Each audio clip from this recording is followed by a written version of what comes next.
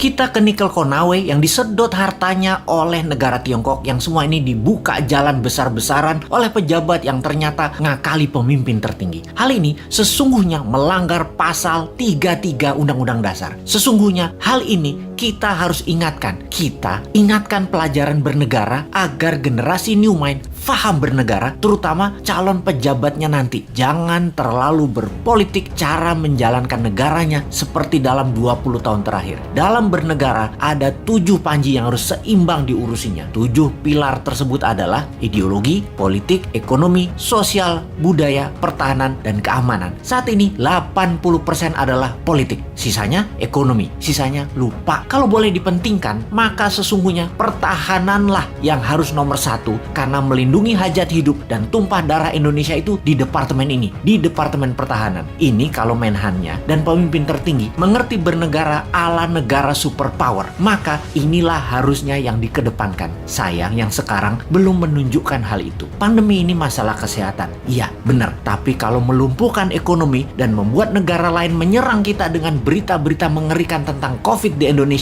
dan pemerintah saat ini tidak mengcounternya, ini menunjukkan lemahnya hubungan internasional dan pertahanan luar negeri Indonesia. Tidak ada counter propaganda di luar negerinya. Berita Indonesia demikian parahnya di luar negeri. Seakan pandemi di Indonesia itu paling parah, lebih parah dari India yang memapar hampir 30% manusia di India. Sementara di Indonesia itu hanya 10%-nya India, tapi citranya di luar negeri lebih parah. Itu saja contoh bagaimana bernegara Indonesia itu jago kandang, dan ini berbahaya. Itu nanti oleh New Mind tidak boleh terjadi lagi. Represif menekan itu jangan ke rakyat, tapi negara lain yang merugikan kita itu yang ditekan. Kembali ke negara berdaulat dan pejabatnya faham bernegara, maka setiap langkah harus menguntungkan masyarakat adalah wajib, serta melindungi tumpah darah Indonesia itu adalah wajib. Lalu kita semua tahu apa yang namanya nation interest. Setiap negara punya tujuan bernegaranya. Demikian juga negara besar seperti Tiongkok. Negara ini mau menantang Amerika sebagai New World Order, sebagai sheriffnya dunia. Di kampanyenya mereka selalu manis, tidak mau perang tapi maunya dagang. Dan ternyata dagangnya selalu menguntungkan Tiongkok lebih banyak dan mengambil bahan baku negara lain. Tetapi propagandanya manis, Tiongkok mau bantu, Tiongkok bantu. Sungguh, kalau negara mau menjadi negara superpower, maka negara tersebut harus ada yang didominasi. Makanya Tiongkok yang telah mendominasi perdagangan dunia, mendominasi distribusi dunia, mendominasi produk murah, mau mendominasi energi yang namanya baterai.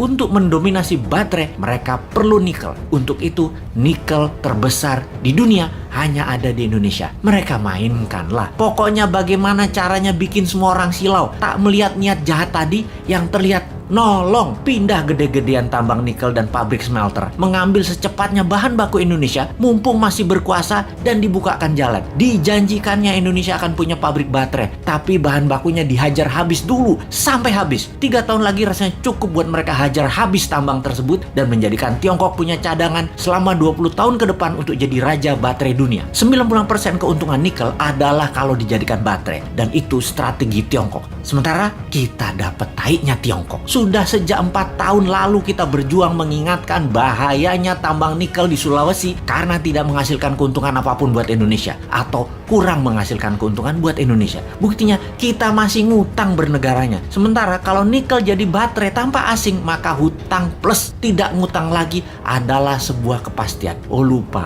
doktrin di kepala para pejabat Indonesia saat ini kan, Indonesia tidak mampu berdiri sendiri tanpa asing. Wahai pejabat, realistiklah. Kalau nikel tambangnya membuat kita kaya, saat ini kita nggak ngutang lagi sekarang. Tetapi mengapa masih ngutang?